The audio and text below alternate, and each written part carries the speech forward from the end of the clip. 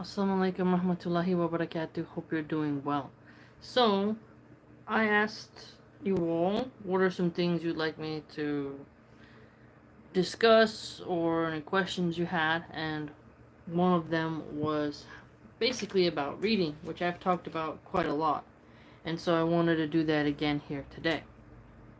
Now, one thing that it should be noted is that you can learn to love reading, I believe, by discovering texts that engage your mind, and there will be texts that will engage you in an educational way, and then there will be ones that entertain you. There will also be books that have a sort of skill set that you want, and it's going to be a journey for you to find the writing style and the author that you like. And personally, I think that the classic books, the writers just had more of a voice. They just seem more tuned in. And I think modern writers, they're just using ChatGPT, they use ghostwriters, they're censoring themselves, they're more PC, they don't really have the same guts to speak their ideas, because one tweet can literally ruin people's careers. For example, both the left and the right in America participate in cancel culture, and an example of that is Libs of TikTok. She does some good work concerning other genres of topics. Assalamu alaikum, Azrael. But she was getting people fired from their jobs about edgy comments about the Trump incident. Then again, Nancy Pelosi's husband had a weird incident, and the right wing mocked that, and there just seems to be a lot of fear around what you can and can't say, and Instagram and YouTube are highly censorious apps. They, have an agenda, I'd argue. So people are afraid to write books that challenge ideas, and they pick safer topics, and so the way they write, as if they're talking to a scared horse, there isn't this sort of magnanimity there. And so this can be felt. Assalamu alaikum, Mahmoud. This can be felt when you start reading, right? You're like, this person doesn't really seem like they're genuine about what they're talking about, and your brain clicks off, right? And so when you go into a bookstore, a lot of them are also corporate chains, Barnes and Noble, and when you learn about the New York Times bestseller list, you see it's a political thing as well. It's not really based on talent or necessarily book sales. Speedo, the topic today is how can you learn to love reading, and how amazing reading can be, and how to understand what you read, and just an overall pep talk of reading, okay? And so it's important for us to understand that we need to inspire reading, and that's what I try to do here on my channel. If you only read the same genre, you do become burnt out. And that's one thing that a lot of people in the past used to get mad at me about. They used to say, why do you read all these different things? And I would always sometimes reply with, like, do you eat the same flavor of ice cream every time? You're gonna get bored. You're gonna get stale. You need to have something that engages you, that challenges you, that makes you feel relaxed, makes you laugh. There's gonna be different authors, different writing styles that do this. And with the great diversity I've had on my channel, and with the books I've read privately in my own life, or the classes that I've taken, that had books that you had to read, like, so if you take 3 classes, each class is going to have 1 to 2 books. So let's say they give you 2 books each, that's 6 books. So you're reading 6 different books a week. I mean, like, you're touching base with those books throughout the semester, right? So you're going to have to learn to navigate through boring books and through books that make you uncomfortable. And this is interesting because you'll begin to see books that you're like, I get it at this point, I don't agree with this point. And I do remember there was a lot of Muslims in the past who said, like, the more you read, the more confused you get. And I had never heard such ignorance in my life. But then I realized that there are some people who view humans as almost animalistic like without even realizing it. Because Allah subhanahu wa ta'ala gave us consciousness. He gave us a different tool in our brains that we could use language to communicate ideas and complex thoughts and everything else, right?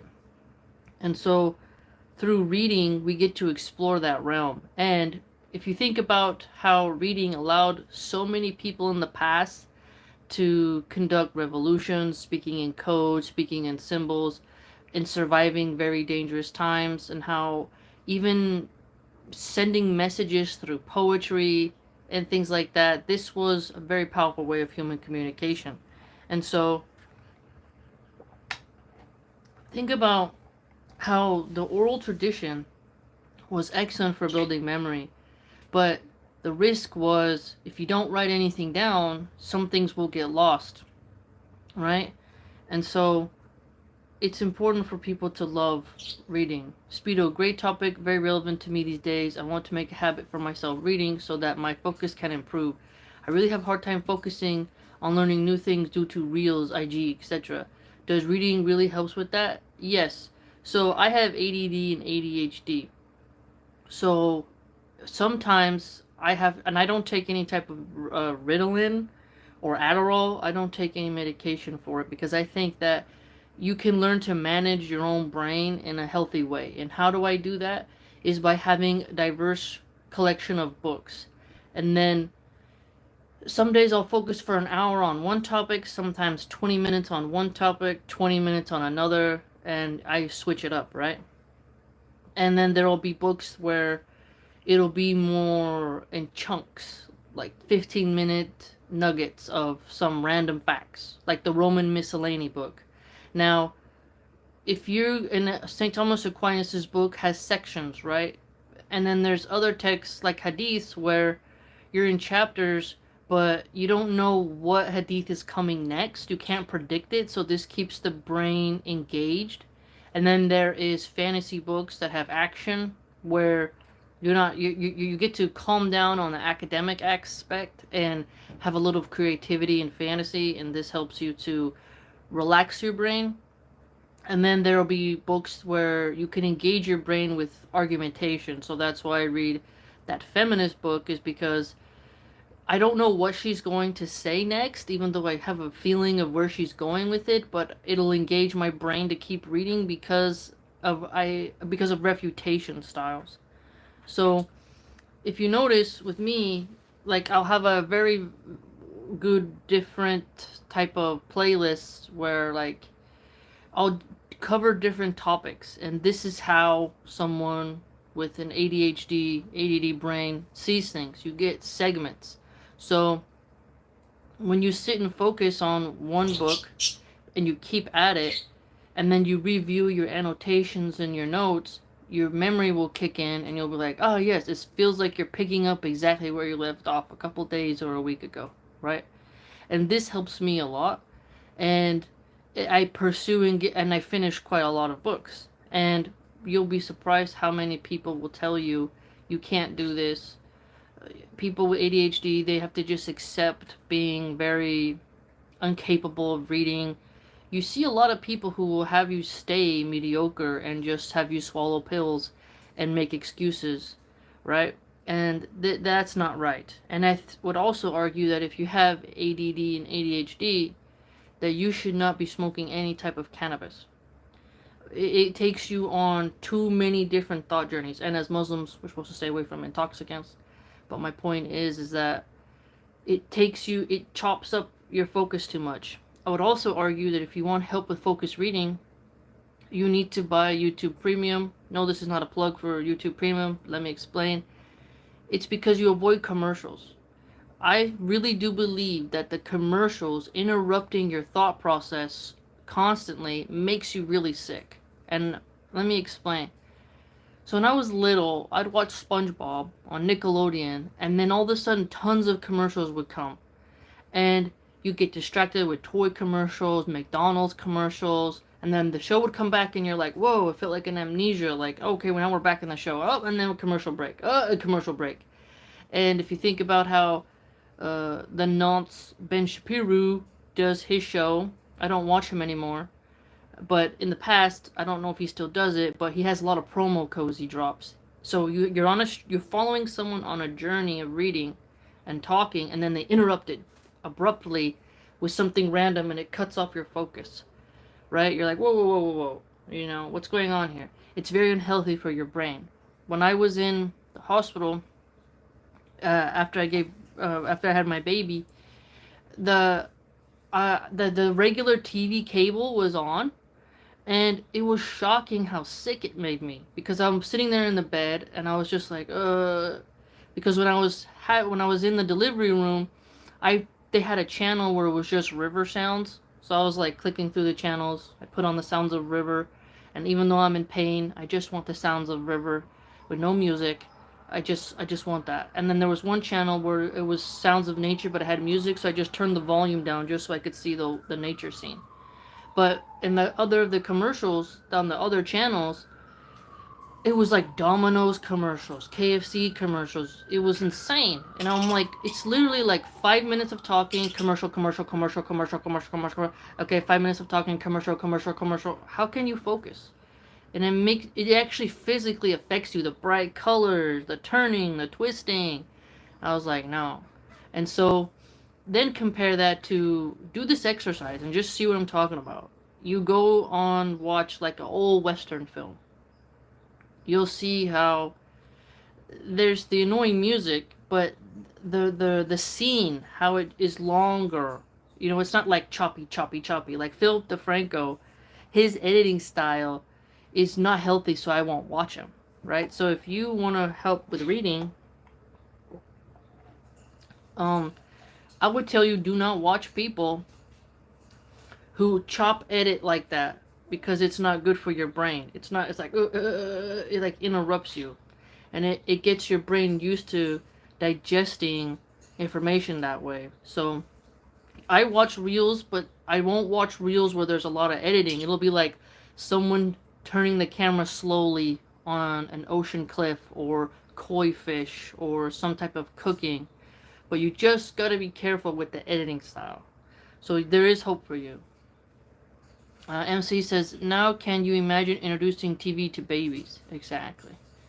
Very, yes. Speedo, I've tried reading self-help books, the popular ones like The Subtle Art of Blank Can't Hurt Me, etc., but I'm never able to finish them. I find history and geopolitics boring, so I'll try to fictional books as I'm a huge movie anime lover. I would say try going to used bookstores. Try to find vintage books. The self-help guru people all repeat the same thing. If you look at them on YouTube, they all say the same thing. I've checked them out. They smile, they nod, they hide a lot of information about how they got their money or how much money they have, and they don't touch on nihilism and cynicism. It's really pie in the sky, singular emotion, always smiling, and I know that's fake. I grew up around some Mormons, and I know people who hide their pain behind the clown smile. If you ever seen the theater mask, Smile Now, Cry Later, once you understand that concept, then you won't fall anymore for a lot of the self-help guru people. Some of the most, like, stoic people, they're not constantly smiling.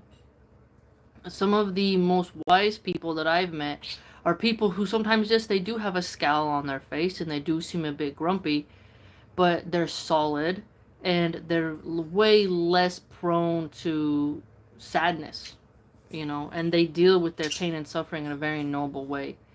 I've worked around also liberals for a long time, and liberals in California, the secular liberal atheists, they are masters of smiling, but in their eyes you can see like they're speaking something else.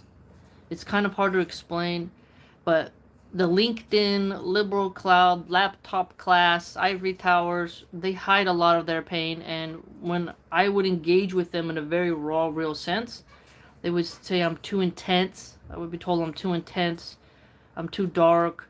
I would get some type of insult. And so the overly bubbly poppy books, they're not real. No.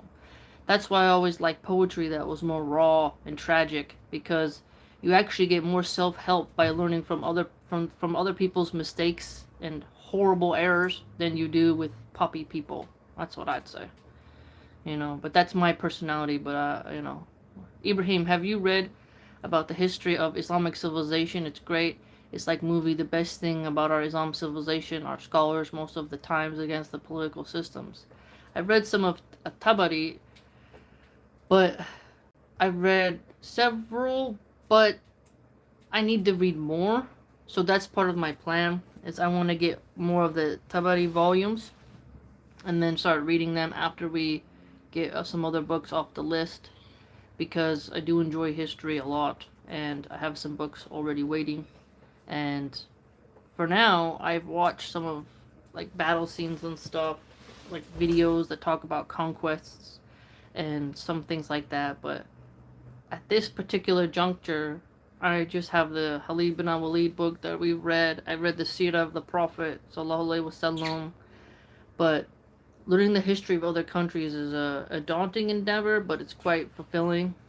So I took a class that talked about different Islamic periods: the Umayyads, the Abbasids, the Ottomans, the Turks, the Seljuks.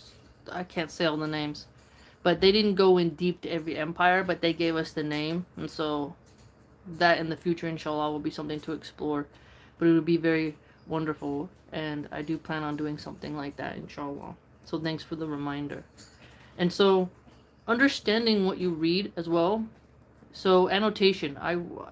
Brother Shamsi, he once made a video where he said, like, don't mark in your books. Like, he was insulting people who mark in their books, making it sound as if you are not taking care of your books by writing in them.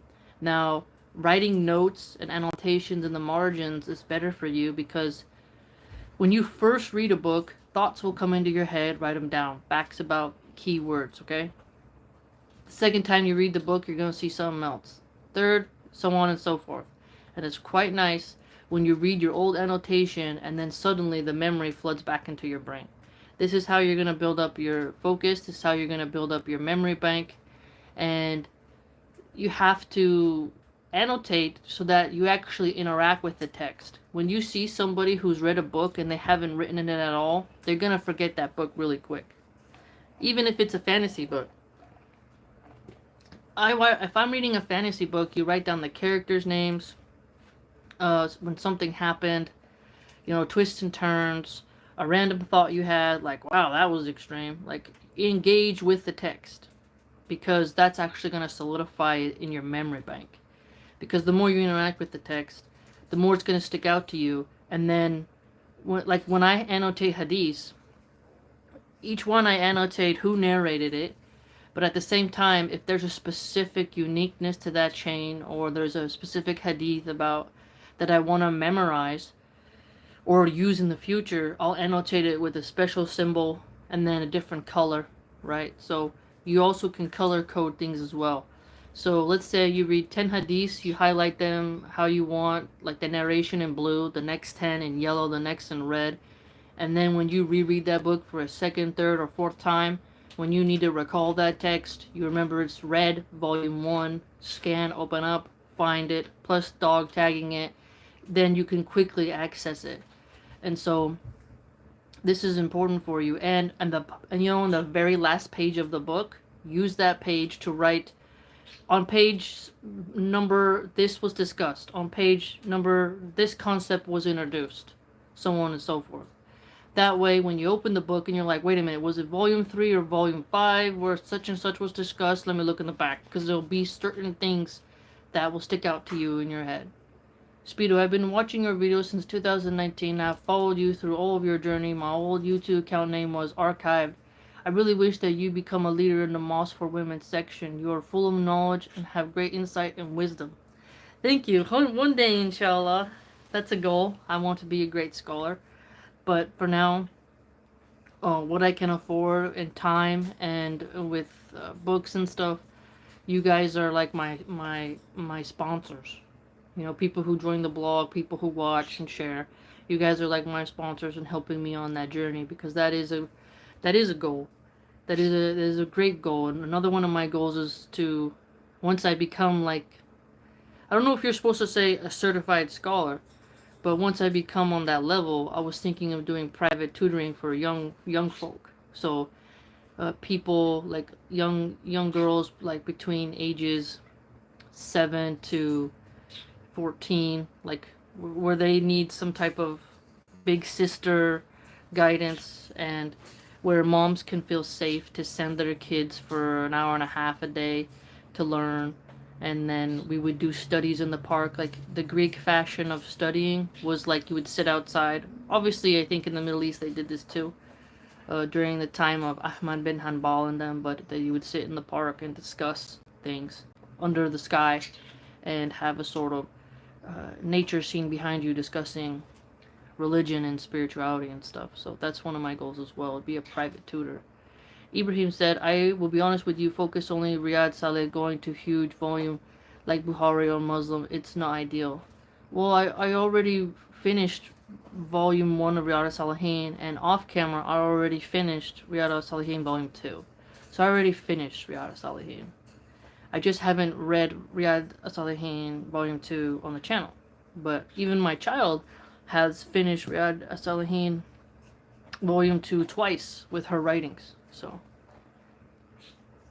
and I've already, a long time ago, I already read the big thick summary of the Sahih Bukhari, the big thick one. I already finished it, and my child has already read that as well, alhamdulillah. So, and we already finished Sahih Muslim volume 1 on the channel, and we're just banging it through. We're just knocking it out the ballpark. My goal is to read every volume in order, front to back, systematically. That's what I want to do. But if I need to, off camera, skip ahead to see like what's in the Book of Divorce or what's in this or that, I can do it. But on the channel, I want to do it more systematically because that makes more sense, starting from the beginning and moving to the end. Because, for example, there'll be some Christians who they'll read the Gospels, but they won't bother to read any other part of their Bible, right? And so they stick with just a certain chapters of the Bible, and then they don't read anything else, and they think they're expert on the Bible, and that's not how I was. Matter of fact, I do need to pick up the Bible again to finish it, and finish off the Book of Mormon, but I've been, interested in other things at the moment, so I believe in starting things from the beginning to the end, because skim reading is not ideal, and my brain is not going to be like, oh, I have to not be on page 1. Like, I have to start at the beginning in order to build up the bond with the text. So, I see your point, but I already finished Riyadh Salihin 1 and 2. So, I just need to record 2 for the channel. So. And I also have made those like hadith space pictures, so I'm already reading it again. When I go to look up which ones I want to make a little photo thing of, I do that. Ibrahim says, what's your opinion on Sapiens Institute? Is it great for understanding Islam intellectually? That's Brother Muhammad Hijab's and Hamza Sortz's institute, right? I've seen a couple of their videos, but I watch more Scholarly Subtitles channel, and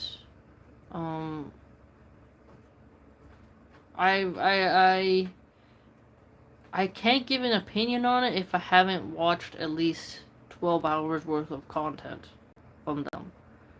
But I haven't heard anything negative about them, if that helps. In the future, if I have money, it would be cool to take a whole course and get some type of certification from them, So I would try it. I haven't heard any negative reviews, if that helps. So that's pretty much all I can say about it, right? But I just want you to know that if you want to start on your journey to reading and loving it, because when I don't read, I feel actually very sad and sick. When I read, I feel happy for the day. If I don't get to read, I feel like I didn't do something, because I'm very attached to it. And I like sitting in the library and reading. My children see me read. I read to them before bed. They read to me. So reading is definitely part of our family, and it is something that I teach them. And before my daughter was born, we had a desk, a mini desk. Now we got my daughter a bigger desk, but we had a mini desk because she was smaller, and she would be sitting there as I would read hadith and be recording for the YouTube channel. So she would see that and hear it. You know. Speedo says, I still remember when you were reading the Sil Nectar book, you came across the Aisha age section. You became emotional and teared up. You also shared an emotional story related to that. At that time, you didn't agree with Aisha marriage age. Then you started reading the Aisha biography book. Has your thoughts changed about that? Well, the best thing I say to myself is that maybe we'll learn what's the whole truth and nothing but the truth on Judgment Day. Like, maybe Allah subhanahu wa ta'ala will enlighten us, maybe He won't. And I still have a lot to learn about her, even though I read one book on her. I still have a lot more to learn about her and what she did and her history. So, and I still would not allow my children to marry at that age, and I wouldn't want them to. So I'm still not into that, but I just say to myself, it's the only thing that makes me feel awkward, and I'll just focus on other aspects of Islam, and that's pretty much the same. Like, I would never let my children marry that young. I know. So I wouldn't say I've changed on that. Ibrahim says, what's your conclusion about Muhammad bin Wahhab? Muhammad bin Abdul Wahhab. Well, his explanations of Tawheed and Shirk, because I read his Shirk book, but I didn't make a recording series of it. So I've now read 2 books of him. And my daughter's writing notes from that book for her writing lessons. And I understand where he's coming from when it comes to whose blood is lawful and unlawful and how he views Shirk. I still need to read more books by him in order to really comprehend what it is he's getting at. But I can see how people can take his words and wage a lot of war. And you know, like if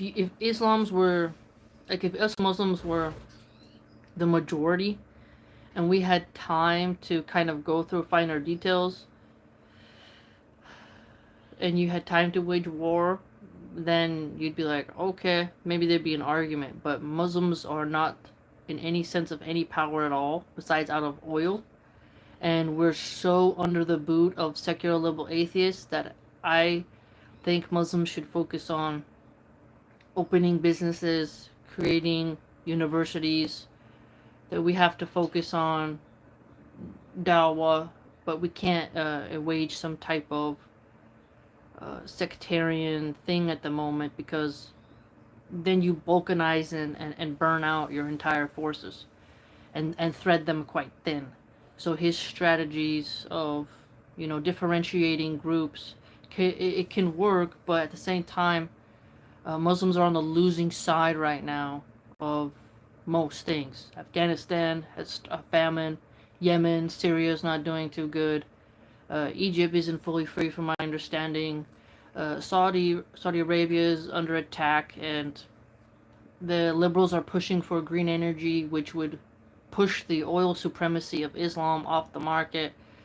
And people are constantly trying to get Morocco, Oman, Jordan, and Saudi and Iran to be more secular, right? So the Islamic world is under, like, imagine a dome, right? It's like a force field dome that all of us Muslims live under. And imagine people shooting fire arrows non-stop every day and slowly breaking down that force field. To me, that's exactly what's happening in the Islamic world. And so it's important to teach the lessons and to learn about pure monotheism, which is something I enjoy learning about.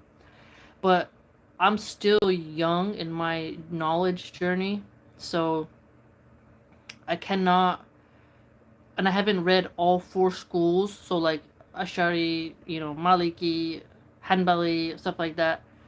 So I'm not at that level to where I can go and say this is that and this is that, right? I have to be more humble and let people talk and hear what they have to say, and explore, and have wonder and creative learning and such. And that's why I do read a lot. Now, people attacked me for reading his works, but as I mentioned earlier, that people have to have variety of what they read in order to get real knowledge. Okay? A lot of people insulted me for years for reading his texts. And I remember seeing people in chats on other YouTubers' Islamic channels saying I was an extremist, saying I was misguided. They heavily attacked me for reading Muhammad bin Abdul Wahhab's books. So, when I finished reading this latest one, I was like, this isn't really a big deal. I don't see why people are freaking out. Bro Haji seems to really hate Muhammad bin Abdul Wahhab, and I often wonder, has he read the books or does he just highlight stuff for his videos? Right, Speedo, of course it's wrong for this time period and shouldn't be done, but it was different back then. There's a Oman Suleiman 40-minute video here on YouTube. He explained it very well. Oh, thank you. Ibrahim says marriage of women require 3 maturity conditions: physically, mentally, spiritually. MashaAllah. So, I've always had people attack me for what I'm reading, but I will tell you this. This is why another reason why I want to do this video is that you can learn to love to read by exploring different ideas. I would tell you to be very careful of people who tell you, okay, if you're very low IQ, you're very gullible, you are not sure about yourself, maybe you're not interested in reading, but when I read, I don't just believe everything I read. Like, that's why if you go on my Instagram page, I have a quote from Aristotle, that just talks about you can read something without accepting it, right? So if I'm reading about communism, am I going to become a flaming communist after that? No, but I need to understand their economic order. Why? Because, for example, Dr. Salah Fawzan, he talks about how communism isn't Islamic, but if I have no idea what communism is, then I can't understand his wisdom, can I? And if a Muslim is drifting towards communism, and I know exactly what it is, and the Islamic perspective, I can help steer them to a better path, now can't I? But if I never bothered reading Karl Marx's Communist Manifesto and studying his economics, then I wouldn't really be able to give proper dawah. And I think that's why so many people now are turning away from certain types of content creators, is because they're trying to keep their people corralled like sheep, which insults people's personal intelligence, because it shows them that they think you're a toddler, they think you're very stupid. When someone says, no, you'll get confused if you read this. No, you shouldn't read that. You can see that they really think you're quite dumb. They think that you are very immature and unworthy, and that your brain is jello, and that you need to not even try. I tell people constantly, push your brain to excel. How do you even become excellent? It's through challenging your mind, reading, and reading things that also solidify your faith, but also read things that are different from your faith. As in, let's say you want to read a poetry book, has nothing to do with Islam. You just get to give your brain something different for the day. That's my point. Is that I'll go through like vintage cookbooks, because the modern cookbooks are more expensive, hardcover, less recipes, and just pictures. But if you go to the vintage ones, there's packed full of knowledge. Okay? Like, I have a book on the Animal Encyclopedia. I like reading stuff like that. I have a book on Dalmatians, on Huskies. Things that are just very niche and insightful. You can watch different YouTube videos every day and not get confused. Same thing with books. Think of books, they're like news stories. Books are like taking a moment into a person's brain and having a conversation with the author. I never talk to my audience like, oh, you shouldn't learn this. I remember another brother who has a Muslim channel. He was like, no, people shouldn't be reading everything. I've been heavily attacked, not by any women, but by Muslim brothers for telling people to read and learn and explore. And then when I see someone say that, I'm like, you're up to something. You're trying to create a cult. You are afraid of your own followers disagreeing with you. or you want power over people, and so you want to keep them very, very dumb. Because if you're the smartest person in the room, you're in the wrong room. And people who have a lot of wisdom, they're not afraid to hear someone else who's of equal intelligence talk to them and discuss the ideas in front of people. If you don't want people to read things so that you can appear to always be the one with answers, then I can't trust you. And I always found this, people attacked me by the hundreds when I would say you need to read something before critiquing it. You can't insult someone if you never read their works. Like, it's fascinating. When I read Hamza Yusuf's Mathara al-Kalub, people were like, you're this, you're that, and I'm like, no, I'm just reading to see what he says. You don't get to tell me what to read. I will read it, and I'll see what's it about, and okay, and then move on to the next book. But they seem to think that everything you read, you're going to adopt into your life. And your soul is going to speak to you and be like, I don't agree with this, or I don't agree with that, So, as I've always said, beware of people who tell you don't read, and then they've never read it, and then they just call you and insult you if you start saying you like reading. You gotta be very careful. You gotta be very, very careful. Because there's a reason why in Genghis Khan burned libraries. Because think about how important knowledge is. So if you have gatekeepers who tell you, oh, don't read this, or don't follow so-and-so is this, so-and-so is that, you're like, hey man, why are you trying to hide stuff from us, right? And so I always try to lead by example. Always try to lead by example. And you can check your biases too. If you read other texts, you can check your biases.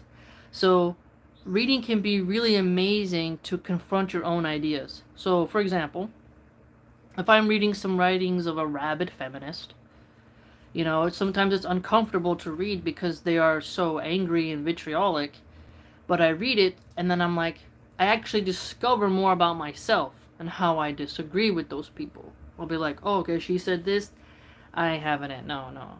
And then other times I'll read something by a Muslim sister and I'll be like, oh, you know what, that's actually really smart. I never thought of it that way. I like that. So reading can actually make you explore more about who you are. And it's when you look at different writers, at different authors, different orators, different rhetoricians, different philosophers, different imams, you're going to learn something from somebody. If you heard someone talk and you learn nothing from them, you need to ask yourself, why have you not done enough critical thinking on this individual, right? And so, no matter how many people attacked me over the years for reading different things, I still kept going, because when you go to college, you're gonna have to read different things. If you're a journalist, you're gonna have to read articles from political parties that you don't like. Why do we have such tribalism now? It's because no one wants to hear anyone else's ideas and give them a fair speaking ground, right? So it's important. Tavo says, are you in San Francisco? How's the city? The Bay Area is not as beautiful as it could be.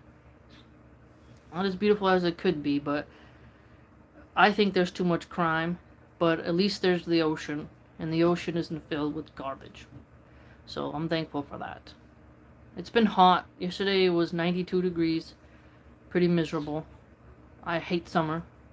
I can't wait for it to start raining again. I think Ireland has like the perfect grayness that I like.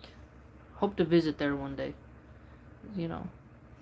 Code Wizardry says, how's Dawa going in America? In general, I'm not sure, but I hope that I can contribute to it in some fashion, I think when sisters wear hijab, I think that's like a walking dawah, I hope, it's pretty cool. We were getting some takeout the other day because I was going to have a break from cooking, and Muslims Muslim man who was doing security said Assalamu alaikum, and I was like, Walaikum assalam. So that was cool. I got to see another Muslim, you know. But I don't get to see a lot of hijabis. But when I do see them and they say hi, I feel really good. But hopefully a lot of people are doing digital content and physical content, I think. Crimson Flash. Salam alaikum, alaikum assalam. Crimson says, hello, you think 92 degrees is hot? Where I live, temperature reaches 107. Yeah, I'm a 62, 67 degrees type of individual. I actually get physically nauseous, ill, and I don't do good in heat. I feel physically ill. I need to move someplace where there's snow. I keep saying that. I don't have the money to move. But I really need to live in a place with snow. I really do, for my health. Crimson says 92 would be winter for us. I ain't built like that. No, 62, 62, not above 70. Not above 70. The heat makes me like unhappy, miserable. I feel like all I want to do is lay in front of the air conditioner and be frozen like I live in a refrigerator. It would be, you know, I kind of have a goal. I don't think I'll ever get it. Allah knows best. But to visit Antarctica. There's like a very remote hotel in Antarctica. And it takes a while to travel there. But just to travel through the snow and stuff, that's kind of who I am. You know, I see that and I think beauty.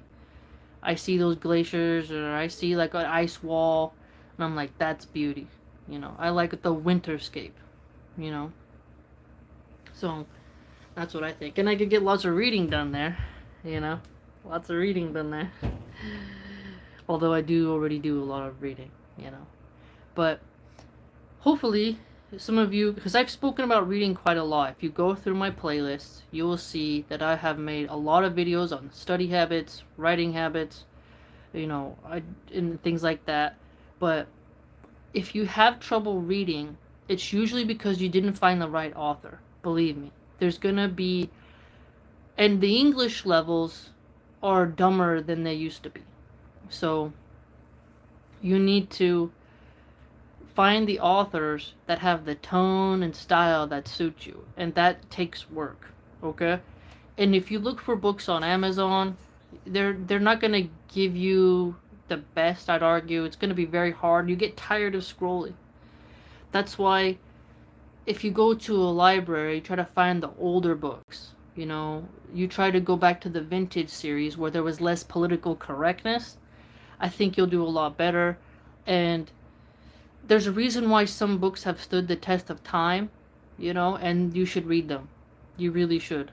That's why, if you notice, I do pick a lot of older books and older philosophers. Modern philosophers, nah, I ain't dealing with them. Because they think philosophy is just you're in a suit and you have a job at a university and you memorized Aristotle and Plato and now you're a philosopher. But when you actually try to have very deep spiritual conversations with them, or metaphysical conversations, or epistemological or logical, that all they want to do is just teach the facts they memorize but not actually engage with their own mind. And so that's where I'm like, you guys are just corporate philosophers, which you're not real, you're fake. Get away from me, you know? So, I think that I always have this image in my head that I would be like on a horse or something, and with my family, we'd be going hiking or camping, and then there'd be somebody there who's lived in the forests for a long time or very rural, and then having very deep life conversations with people like that, you know, or even like they're like a crossing guard who seems a bit edgy, you know, like there's like nihilists are really interesting people to talk to, who actually are more philosophical than your university people. I haven't really met really good philosophers on any college campus, and they always come to me, and it seems like I'm always doing the one that's doing all the talking, and it's like that's weird. Or they want me to just help them with their homework or something. It's like, but I find it very interesting that to find tribal peoples, people who they actually think with their own brains and they're sober. You can't, I wish I could stress this enough. If you're trying to read, you can't really get inspired by people who are constantly intoxicated. You know, Joe Rogan, he's constantly high, always making excuses for being drunk or high. There's no wisdom there. You gotta grow up after a while.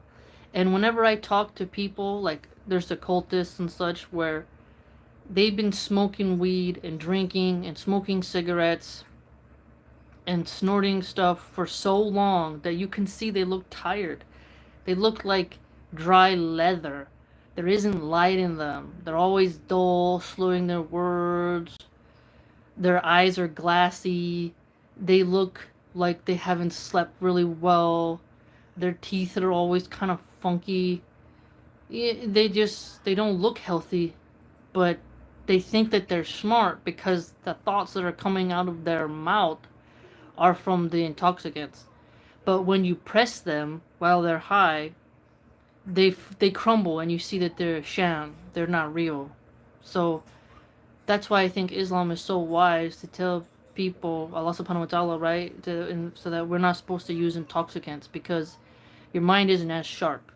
You know? You can't perform. You just can't perform. Like LeBron James, if he was drunk, he's not going to play his games as good as if he was sober, right? It's the same thing with reading. People think, oh, I have to smoke weed and then I read and I'll get all these spiritual thoughts. You're not, right? If you write down your thoughts when you're high, while you're reading, and then you read it the next day, there's like a gap. You're not even going to really think what you said is even profound. This should be proof to you that weed doesn't make you a philosopher, doesn't make you wise. You just got to stop with the brainwashing. People will say, oh, smoke weed and write music and write lyrics. But if they were sober and wrote the lyrics and thought about it and read it over and over and over while sober, they would see that the lyrics that they wrote were more intelligent and profound while sober than when high. So reading actually helps you become a better thinker because you're seeing different speech patterns. So when I read Shakespeare, that helps me to think in a different way. When I read Thomas Hobbes, I learn how to format a sentence in a different way. When I read little kids' books like The Hardy Boys to my kids at night, I get to see more creativity and youthfulness. And this allows me to let my mind go into a different realm for a second. So when you read different texts, you are taking a walk with that author. And you're peering into who they are and what they want to talk about. And you become more tolerant. You become more patient for hearing another person's thoughts. Less intrusive, less impulsive. Through reading, you become less impulsive. So, like I said earlier, if you cut out commercials, you cut out intoxicants, and you don't watch people who do a lot of jump cuts, fast editing, and you start reading 10 pages a day, then 15, and then tomorrow, let's say you got 2 books. One book you go Monday, Wednesday, Friday, Sunday. The other one you do Tuesday, and then you do like Thursday, you switch it up. So like A, B, A, B, A, B pattern. You will see that you'll actually read those books more thoroughly throughout the way because you're rotating it and keeping your brain on its toes and not letting it become monotonous, dry, boring, and predictable. And the older authors, as I keep trying to stress, are more bold and creative and original. Today's authors are ChatGPT. They copy from one another. They just repeat each other's sayings. They're afraid to push the boundaries, and they do just a lot of adult content in their text or some stupid romance. There isn't as much real suffering. They don't know how to articulate very well in English. They don't even use a good level of English. They have like very low level English. And I think that because they say the Quran is in a high level of Arabic. And I think there's something about when you have a language and it's a higher language like Latin, right? When you learn the purest, highest language of those different languages, you actually are able to communicate in different ways. So you have slang, which helps you to communicate with people and understand what they're trying to say. And then you have like workers' language, so the common folk, and then you have The very highly sophisticated language which allows your brain to express itself in a different way. And if you learn all those speech patterns, you actually become more wise and you're able to understand more complex ideas, both concise and extended. So think about that. And if you find yourself reading a book and it has challenging words, pause, look up on your phone what it means, and then get back to reading the book. And if a book is using English that has made you level up, then you're doing quite well. You're doing quite well. A lot of modern writers will use very low levels of English, and if you are intelligent, you start to get bored with it because you're not 12 years old. Now if English is your third, fourth language, I get it. But let's say your first language is French. You should be reading high levels of French. Your native tongue, whatever your native tongue is, you need to push yourself to expand your vocabulary upon that and then read books in that language. And once you stick to a book that has high levels of English and you keep at it, you'll get easier and easier and easier. And then you'll gain a new skill set. But if you're always reading books that have a 5th grade reading level because you never want to push your brain processing, then you're not really going to be ready for the more books that are going to keep you enthralled, you know? You got to be careful, is my point. Attention spans are lower, and people's level of reading comprehension is lower, so you have to work twice as hard than the people in the past, I'd argue. And so you can always be good at reading. You can learn to love reading, and me, if I don't read, like I said, I'll get depressed. I'll miss it. I need to read every day. I need to read. I have to. It's just who I am. And it makes me feel calm. And if you keep at it, you can get that way too. But I do believe that if you haven't felt a connection to reading, it's because you haven't found the right author. So think of it as a goal of yours, a quest. You're on a quest to find an author who writes in a way that engages your brain, because it is out there. Believe me, you'll come across it, inshallah, but you have to go exploring. Go visit vintage bookstores and take your time. Look through the titles, pick it up, open some pages, like, what is this about? Put it back. And then go through that. Go through that. I still recall a math teacher that I had who I walked in the classroom early because I'm always the type of person who shows up early rather than late. He was reading a book on algebra. To me, I can't read no book on algebra. I ain't trying to do all that. I'm not into math. But he was sitting there reading a book on algebra like how I would read a book of my own choosing, right? And he could have been doing something else, but he was already a math professor, but he kept refreshing his brain with formulas. Okay? So you can too. You can too. And let's say you're really into political science, read books written by your opponents. A liberal should read The Art of the Deal by Donald Trump. Somebody who is a MAGA person should read the Communist Manifesto. They should read things that Fidel Castro wrote. They should not be so much in their bubble that they think they know everything. Because the more you read, the more you realize how much you don't know, and it's very humbling. It's fascinating. People will say, like, you shouldn't read. What you read is a waste of time. That's not useful knowledge. But then they totally are forgetting that people who will read things only within their group, they have a very smug attitude. I have noticed this. You can be an expert in your field, but you have to have the humility to say, you know what? That's out of my wheelhouse. I'm not familiar with it. Can you enlighten me on that? And you ask for clarification, and you have the humbleness to admit that you're not some oracle high up in the mountain giving edicts from above high, right?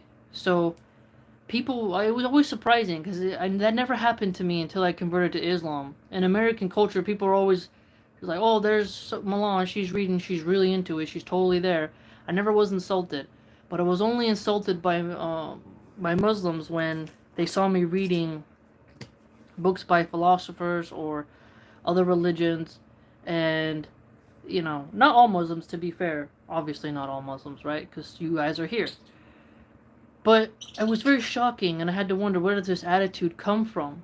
And then I realized that there are thought creators, think tanks, who they want to corral people. And then you realize there are people who want to lead, and they think you're always after their audience, or they're very insecure, and when they see you reading and expanding, they feel like you're attacking them, or you're going to use something against them, or you're competing with them.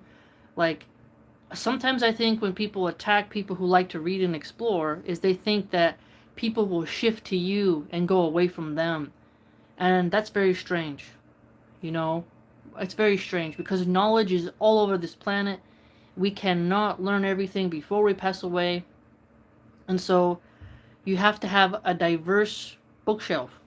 Okay? So you might have something on fishing, something on bushcraft, some Islamic texts. Then you have some, random books like The History of Missouri or The History of Wisconsin or something along the lines of that, or you get what my point is. Something on anthropology, something that just makes you level up in a very unique way.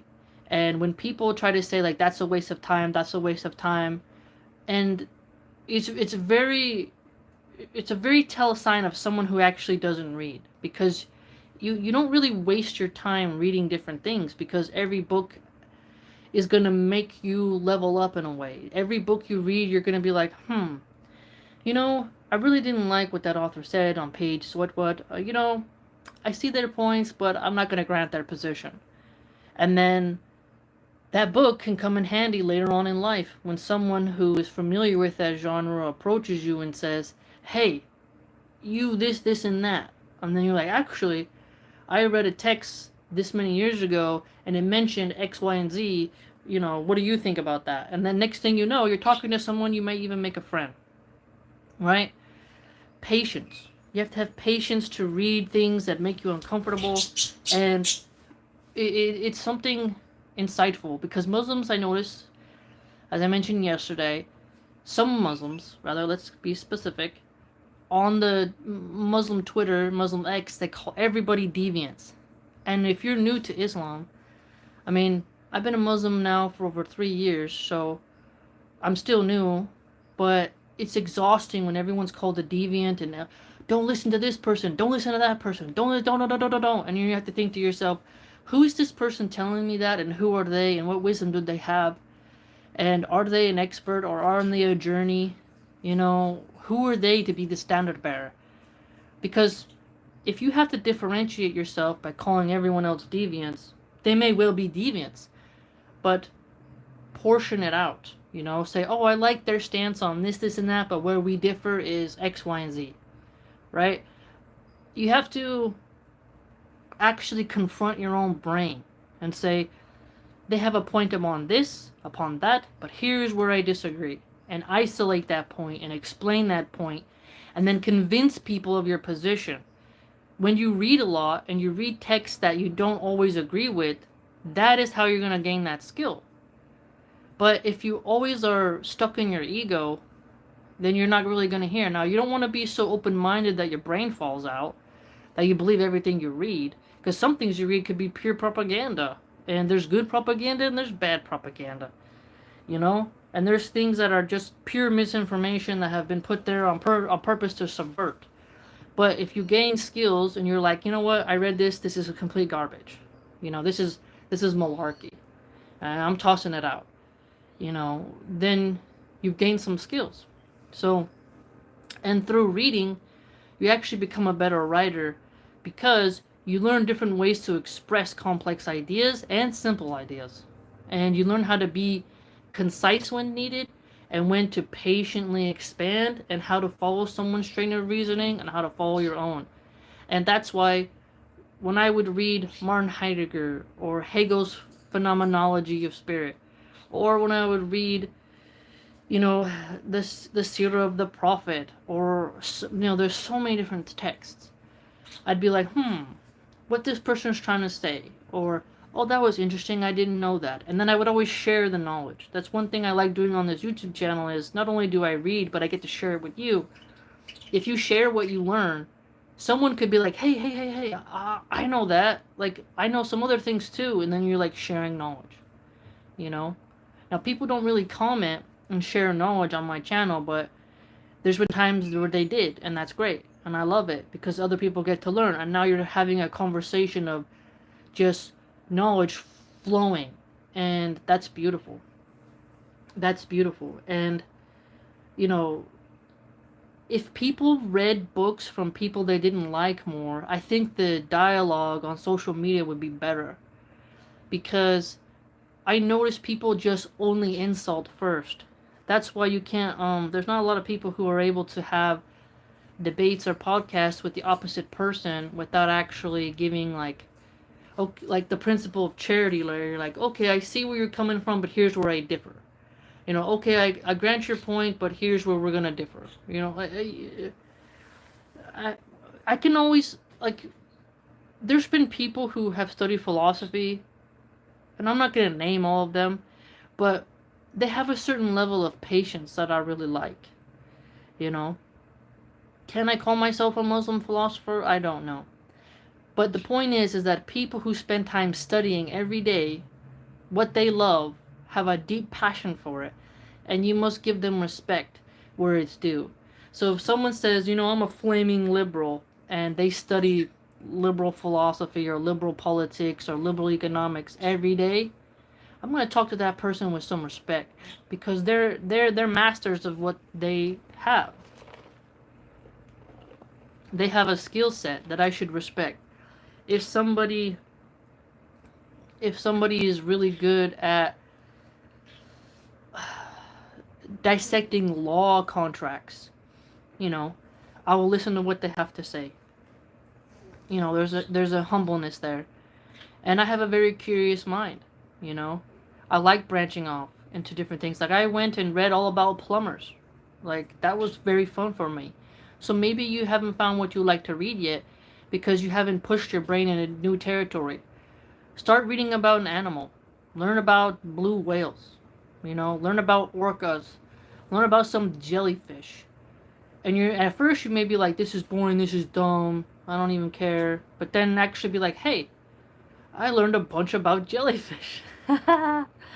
You know? Like, you have to give your brain some entertainment. Let's say you want to buy, okay, a parrot. Okay, what parrot do you want? Oh, I want an African gray. Okay, I'm gonna buy a book about African grays.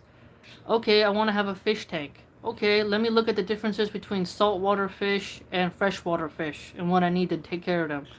You know, you can do that. Oh, I want to buy a hamster for my kid. So you got to go read a book with your kid on hamsters, right? Do a bunch of research. So pushing yourself to do that. And what's good is that, for example, like, you could hear me reading and then you have me on in the background while you are doing chores. Like, there's different ways to get knowledge in your head besides sitting down and reading. But having the physical book is a lot better than having a digital book, because the digital book, you can't touch it, you can't smell it, you cannot pick it up in your hand really the same way, and you can't write annotations. And your eyes looking at that screen forever, you know, with the brightness, it's gonna dry your eyes out. You're gonna need more eye drops. You know, you need a battery, you need your charger, your notifications bother you. On your phone, you should put the sound of the ocean, have some dim lighting at night, and do a little bit of reading, and put a bookmark where you are, and then really congratulate yourself after each time. Like, oh man, we got 20 pages down, we got 10 pages down. Oh, I only had 5 pages time to do, I gotta do it, you know? And even when I was super tired, you know, after having a baby and healing from a C-section, I still wanted to read. I had to read for my mental health. So if I can read while having a baby nurse on me and pain from the stitches from being cut open, then you can too.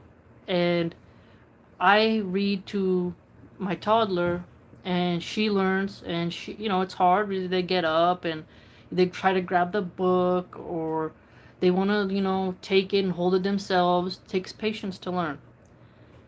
But you can do it.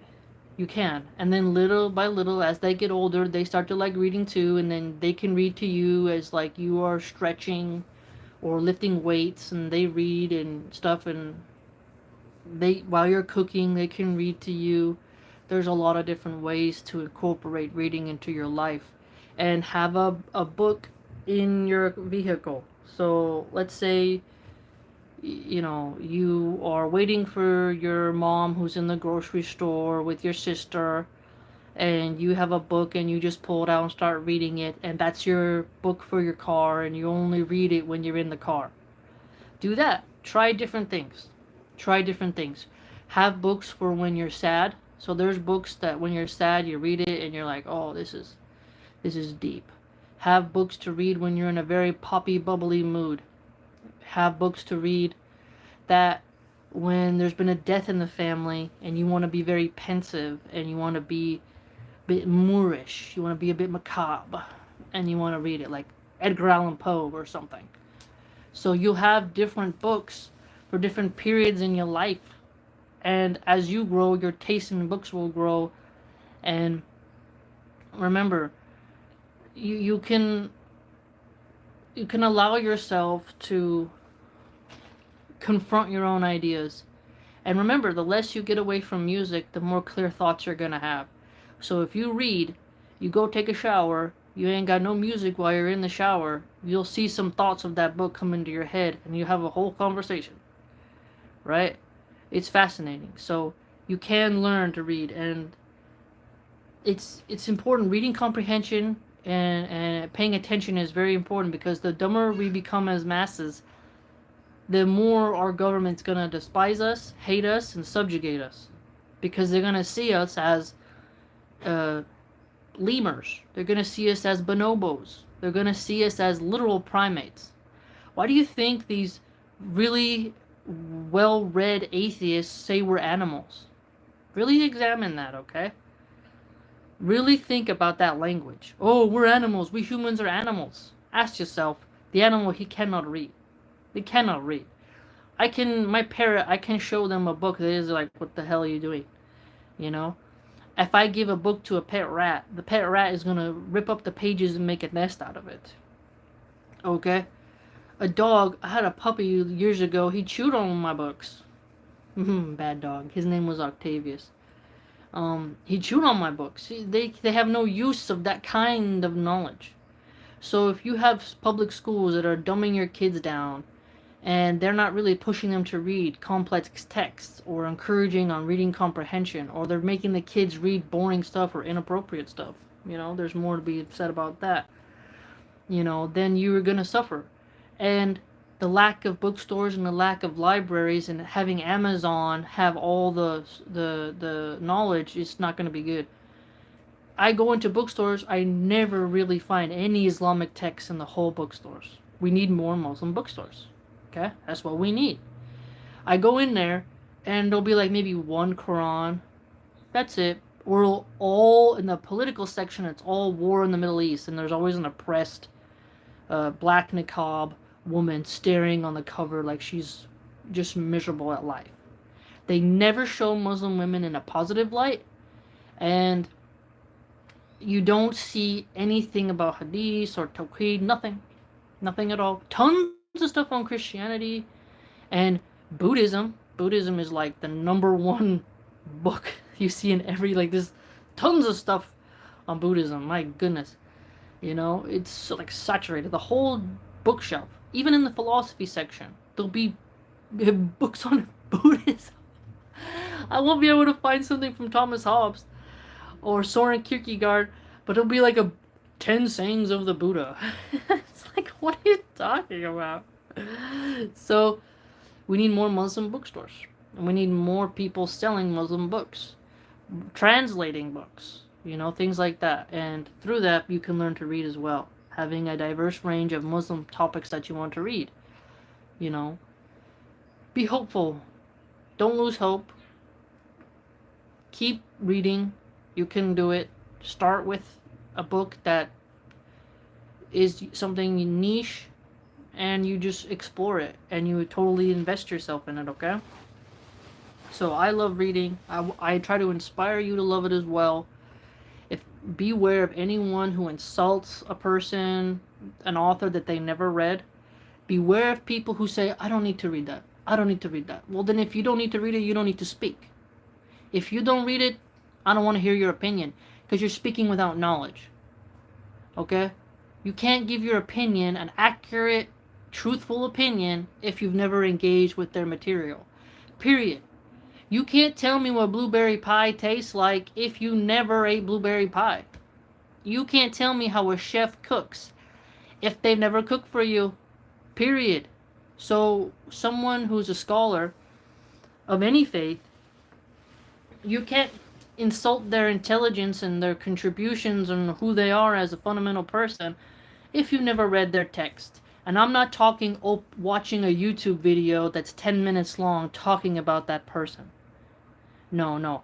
I'm talking about you sitting down and doing the labor and reading the text, annotating it, and processing the information with an accurate eye and with honest intellect, and then telling people your conclusions. You gotta be careful, man. You gotta be so careful. I never really understood, how so many people would get mad at me. But somebody is gatekeeping something. Because I always wondered, why am I always stalked by hackers? I'm just a person who likes to read and has parrots and cooks. Why is it that I'm always plagued with people who do DDoS attacks? Why am I always, getting these harsh trollings and spam flaggings and people who just really want to sabotage? Why is that? I'm not some type of villain, but I think there's an element of, we don't want people escaping the pen, or we don't want any intelligent Muslim speaking, or maybe they don't want men speaking. I don't know what it is. They don't, but if the only thing you ever heard me say was that I want you to read and explore, I would be happy. Because if I would have been someone who didn't want to read and explore, I would have never picked up the Quran. I would have just believed what the media said. But because I was a lover of philosophy, reading, Taoism, Buddhism, because I was really into exploring my own thoughts and spirituality, I didn't have a problem picking up the Quran. I was like, hey, and then I read the Quran, and I became Muslim because of Mufti Menk and Habib motivated me, and I started reading the Quran. I shared my journey on my YouTube channel, and it affected my on a very deep level and changed my life forever. But had I listened to people and said, "Oh, don't read this," I would, what, what? So be careful. And there's just so much you could say, but you can learn to love to read. You can learn to manage your ADD and ADHD, and you can fight loneliness and depression with books because your mind is engaged in something. Stay-at-home moms should be learning to read as much as they can. You have the gift from Allah subhanahu wa ta'ala, the husband who provides, and you can read. You can become smart without going into college debt. I want you to recognize that. A lot of people forget that. You can become smarter, and gain more knowledge faster and cheaper than women who have to go to work all day, and by the time they get home, they're so tired and exhausted they ain't got time to gain any knowledge. Because they're so tired, right? But Allah subhanahu wa ta'ala can free you by giving you a good husband. Use that time well. Use that time well. And that's what I try to lead by example. Right? I practice what I preach. Right? It's so important. And remember, you could put me on in the background as you play your video games. You're not going to engage as much with what you're hearing, but you're at least trying. Right? You could be painting, have me on in the background. You could be drawing, have me on in the background.